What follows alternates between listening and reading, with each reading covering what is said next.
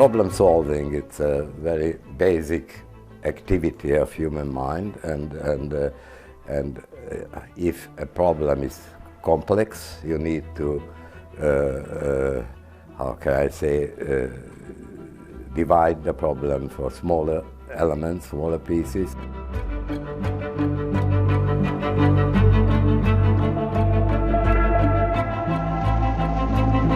It started in Hungary very slowly. We were behind the Iron Curtain, and it takes about 3 years to cross the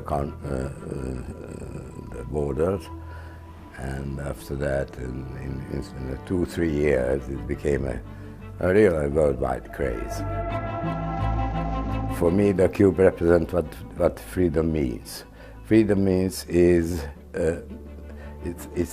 never endless. So there does not exist endless freedom. All the time there are limitations of freedom, but the important thing is to find the real potentials of the freedom, and which is let you do what is necessary to achieve your goal. So that, and everything is there, so it's depend only you.